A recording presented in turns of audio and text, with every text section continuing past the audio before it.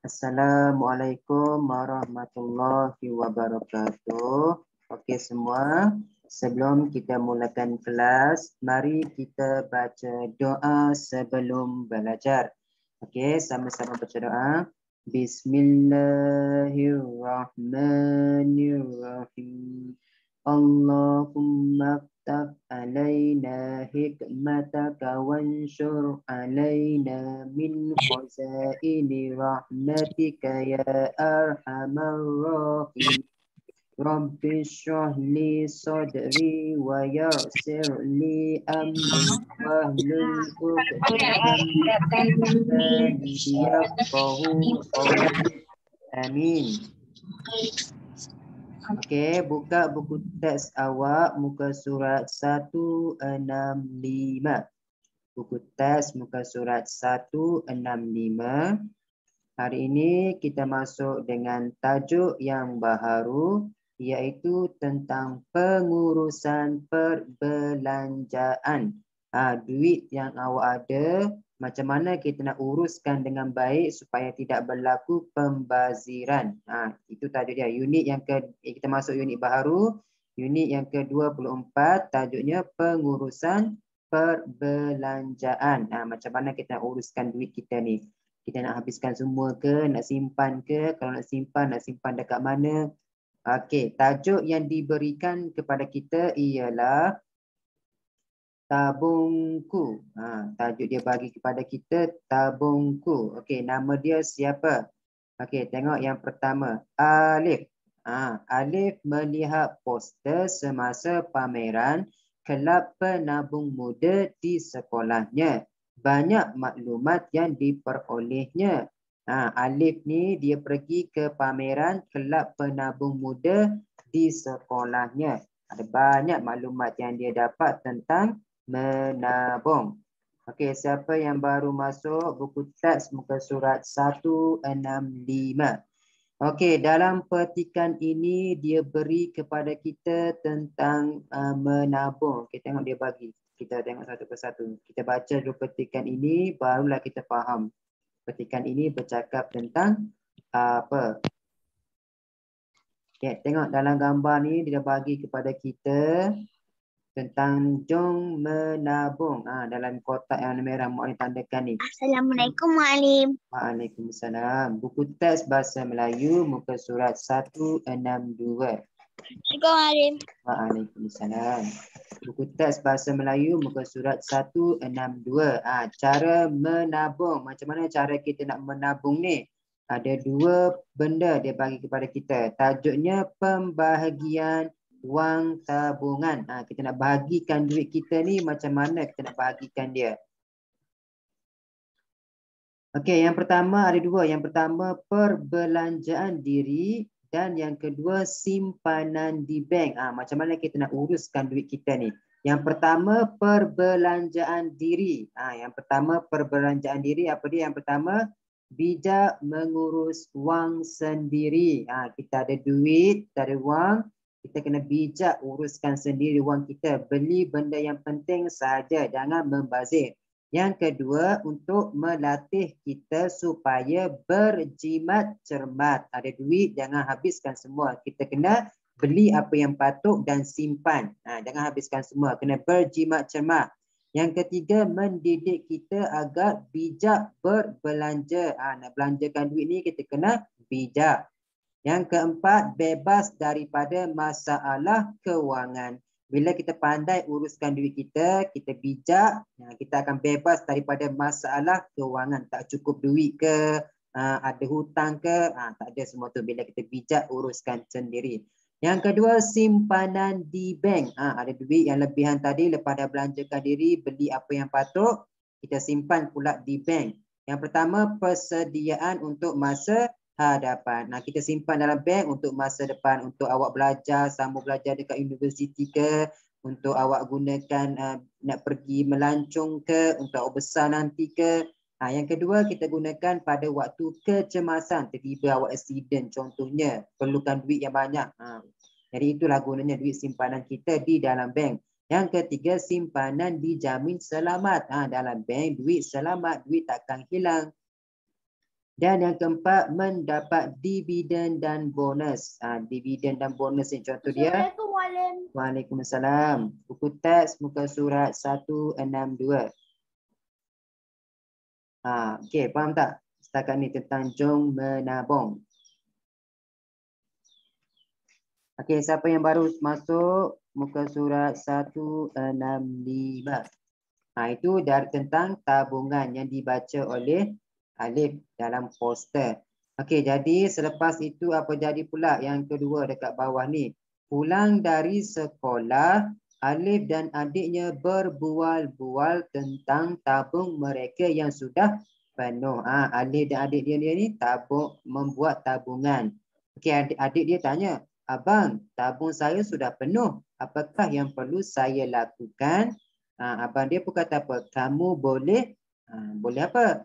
Dekat sini dia bagi dah kepada kita ni. Kamu boleh apa dalam gambar? Kita boleh membahagikan wang tabungan. Kita kena bahagikan wang tabungan. Ada dua cara. Yang pertama perbelanjaan diri. Yang kedua simpanan di bank. Jadi abang dia boleh kata, kamu boleh membahagikan wang tabungan. Adakah kamu ingin tahu cara pembahagiannya? Adik dia pun kata apa? Ya, saya ingin tahu. Bolehkah abang menerangnya? Macam mana abang dia nak terangkan? Inilah cara pembahagian wang tabungan. Ada dua cara. Yang pertama ialah perbelanjaan diri dan yang kedua ialah simpanan di bank. Boleh faham setakat ni?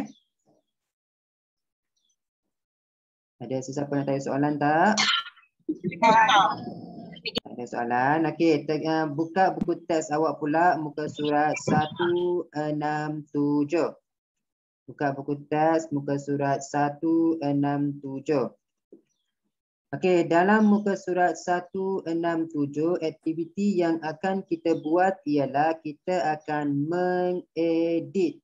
Mengedit apa? Kesalahan ejaan, kesalahan tanda baca dan kesalahan penggunaan imbuhan untuk memurnikan ayat. Maksudnya dalam petikan yang dia bagi kepada kita di atas ini ada kesalahan. Kesalahan apa? Yang pertama ada kesalahan ejaan, yang kedua kesalahan tanda baca dan yang ketiga kesalahan penggunaan imbuhan. Ketiga kesalahan. Jadi mari kita betulkan kesalahan tersebut dengan jawapan yang betul. Okey, jadi ini kerja rumah awak untuk hari ini. Buat di dalam buku penulisan. Awak betulkan kesalahan ejaan tanda baca yang terdapat di dalam petikan ini. Okey, kita tengok satu persatu. Tajuknya perbelanjaan keluarga. Itu tajuk dia, perbelanjaan keluarga. Nama siapa? Zara. Zara dan keluarganya sedang bercuti di sebuah pusat peranginan. Dia berasa kagum akan cara ayahnya menguruskan kewangan keluarga mereka. Okey, mari kita tengok satu persatu. Mari kita cuba kenal pasti kesalahan yang terdapat di dalam ayat ini. Ada tiga kesalahan yang kita kena cek. Yang pertama, kita kena cek kesalahan ejaan. Yang pertama, tiga kesalahan dalam petikan ini kita kena betulkan. Yang pertama, kesalahan apa? Ejaan. Ejaan dia salah. Yang kedua, tanda baca. Tanda baca ni titik, koma, tanda seru, tanda tanya, tanda pengikat kata. Dan yang ketiga kita nak belajar tentang, nak betulkan kesalahan imbuhan. Imbuhan yang digunakan tidak sesuai. Okey, jadi yang pertamanya, mari kita cek satu persatu. Okey, tengok baris yang pertama. Zara mengucapkan terima kasih kepada ayahnya kerana membawa keluarganya bercuti. Okey, dalam ayat ini semua dah betul. Zara, permulaan ayat huruf besar. Nama orang huruf besar. Ejaan pun betul. Mengucapkan dah betul. Terima kasih kepada ayahnya kerana membawa keluarganya bercuti titik. Pun dah betul. Ayat penyata tutup dengan titik. Jadi yang pertama, baris pertama ni dah betul. Titik dah ada. Permulaan ayat huruf besar pun dah betul. Ejaan pun semua dah betul. Okey, tengok rangkap yang kedua. Ayah, bagaimanakah cara ayah mengurus perbelanjaan kita? Tanya Zara. Okey, baris kedua ni. Kita nak ada kesalahan apa kat sini? Ada kesalahan ejaan tak? Cuba cek. Ali Fahan, main apa tu? Okey, kesalahan ejaan tak ada. Semua dah betul. Tanda baca ada tak? Kesalahan tanda baca. Ada kesalahan tanda baca yang kita kena betulkan.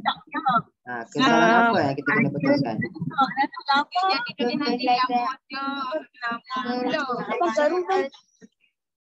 Dia tanya, ayah, bagaimanakah cara ayah mengurus perbelanjaan keluarga kita? Tengok, bagaimanakah? Bagaimanakah ini ialah kata tanya. Jadi bila kata tanya, kita kena tutup ayat dengan tanda apa? Dekat sini kena tutup ayat dengan tanda apa? Mesti jawapan yang betul, awak kena tulis macam ni. Ingat, tanda pengikat kata sedang bercakap. Ayah, bagaimanakah cara ayah mengurus perbelanjaan keluarga kita? Bila tanda tanya, bila soal bagaimanakah ini ialah tanda soal ayat tanya. Bila ayat tanya mesti tutup dengan tanda tanya. Baru jawapan dia betul. Itu maksud dia tanda baca. Ejaan tak betul. Ingat, kita nak betulkan 3 kesalahan yang kita kena cek. Ejaan semua dah betul dalam ayat itu. Tapi salah dia tanda baca. Sepatutnya bagaimanakah ni kata tanya. Sepatutnya tutup dengan tanda tanya. Dalam ayat itu dia tak ada katanya. Tengok. Keluarga kita kosong. Tak boleh. Sepatutnya kena ada tanda tanya. Okey, yang kedua. Mudah sahaja Zara. Ayah cuma mencatat semua perbelanjaan setiap hari. Ayah juga akan membuat analisis perbelanjaan setiap bulan, kata ayahnya. Okey, kat sini ayat yang pertama. Mudah sahaja Zara, ayah. Okey, apa yang tertinggal dekat sini? Titik. Titik. Sepatutnya kat sini kena ada titik. Jadi yang kedua. Okey, ini nombor 1 tadi. Nombor 2. Mudah sahaja Zara. Titik. Sepatutnya kena titik. Kena ada titik. Dekat sini dia tak ada titik. Ayah tu A besar. Sebab apa A besar? Sebab dah titik. Dah titik kena huruf besar. Permulaan ayat huruf besar. Ayah cuma mencatat semua perbelanjaan keluarga kita. Tanya perbelanjaan setiap hari. Ayah juga akan membuat analisis perbelanjaan. Okey, betul tak ejaan dia analisis tu?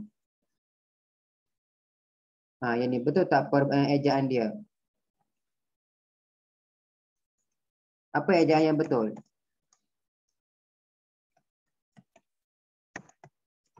Analisis ni salah. Macam mana ejaan yang betul? Ada orang ketak ni. Analisa. Analisa. Macam mana ejaan dia? I betul tak I? Sepatutnya I tu ditukar dengan air. Barulah betul. Analisis. Bukan I tapi air. Itu yang ketiga. Okey, jadi siaplah perangkap yang perenggan yang pertama. Okey, tengok pula perenggan yang kedua yang bawah dia tu pula. Mari kita tengok pula bawah ke dia tu.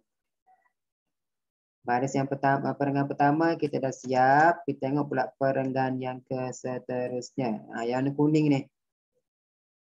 Ingat ingat ada 3 benda yang kita kena check. Yang pertama ejaan, tanda baca dan imbuhan. Okey, yang pertamanya, mengapakah ayah berbuat demikian pada setiap bulan? Tanya Zara.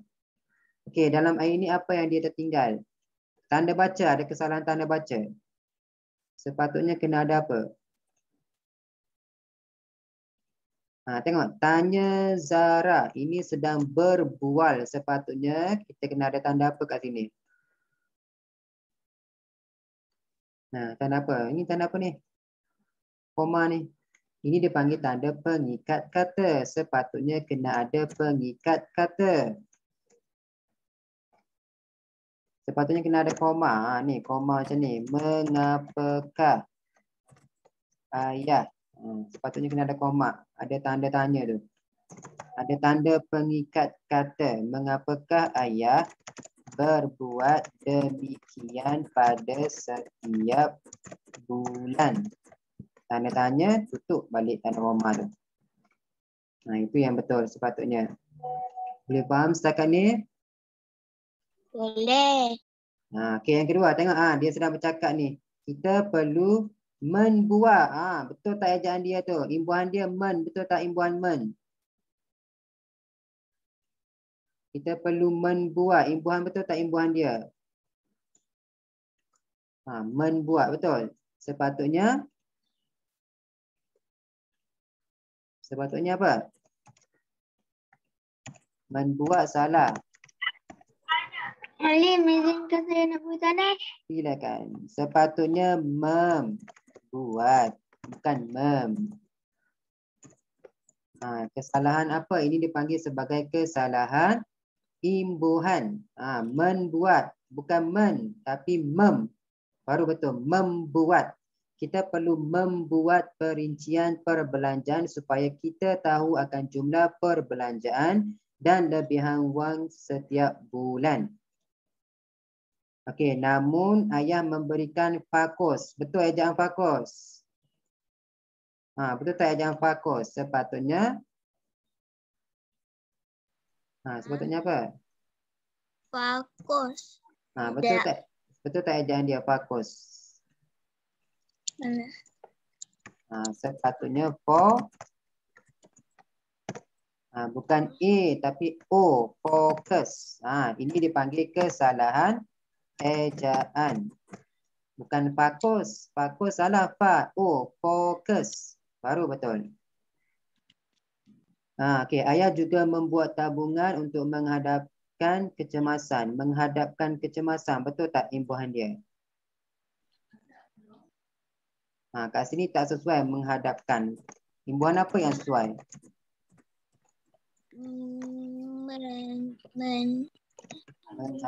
Imbuhan apa? Menghadap. Menghadapi. Baru betul. Kat sini dipanggil kesalahan imbuhan. Menghadapkan tak sesuai. Untuk menghadapkan kecemasan. Tak boleh. Ayah membuat tabungan untuk menghadapi kecemasan. Jelas ayahnya. Iaitu barulah betul. Itu cara kita memurnikan teks. Boleh faham setakat ni? Okey, tengok pula perenggan yang terakhir. Yang bawah sekali tu. Mari kita cari satu persatu. Okey, tengok. Yang pertamanya, nombor 1. Bagaimanakah pula jika tiada wang lebihan? Betul tak ejaan lebihan tu? Betul tak ejaan lebihan tu? Ejaan lebihan, betul tak? Lebihan. Macam mana ejaan yang betul? L I B L I B I B I baru betul. Bukan I, lebihan. B I bukan I, lebihan. Lebihan perbelanjaan pada bulan ini. Tanya Zara pun dah betul. Tanda Dia tutup dengan tanda tanya. Kenapa tanda tanya? Sebab ada soal, ada kata tanya bagaimanakah. Kalau begitu, ayah akan mengkaji semula. Mengkaji. Betul tak imbuhan? Sesuai tak imbuhan men? Mengkaji. Kat sini imbuhan dia tak sesuai. Imbuhan apa yang sesuai? Orang kata ni. Sepatutnya meng. Ada G dekat belakang. Mengkaji. Baru betul imbuhan dia. Ini dipanggil kesalahan imbuhan. Mengkaji semula setiap perbelanjaan. Ayah juga akan mengenal pasti perbelanjaan yang tidak perlu dan menyusun perbelanjaan semula supaya dapat menyimpan. Prinsip. Betul tak ejaan prinsip? Kat sini kesalahan ejaan. Ejaan macam mana yang betul? Prinsip. Salah prinsip. Ejaan yang betul macam mana sepatutnya? Prinsip. Prinsip. Betul tak ejaan prinsip? Sepatutnya prinsip. Bukan I. P-R-I. P-R-I. Bukan I. I salah. Prinsip. Ni prinsip baru betul. Prinsip ayat ialah jangan berhutang untuk perkara yang tidak jelas. Jelas ayatnya. Wah, hebatnya ayah merancang. Patutlah kita dapat bercoti di sini. Kata Zara Tambi tersenyum. Kat sini ada kesalahan tanda baca. Wah, selepas wah kena ada apa sepatutnya? Kat sini tertinggal tanda baca. Dan sini kesalahan ejaan. Wah itu ialah kata bercuti. Wah itu ialah kata seru. Selepas kata seru sepatutnya kena ada koma. Wah, koma. Hebatnya ayah merancang titik. Kat sini dia tak ada titik. Patutnya titik. Tapi dia tak buat titik. Dan yang terakhir sekali bercoti. Betul tak ejaan bercoti? Bercuti. Sepatutnya B-E-R-C-U-T-I. C-U bukan O. C-U. Bercuti. Bercuti. Itu cara kita memurnikan teks. Ada kesalahan ejaan, tanda baca dan juga imbuhan. Okey, setakat ni semua faham, semua jelas. Ada sesiapa nak tanya soalan tak? Tak ada. Semua jelas tak? Jelas.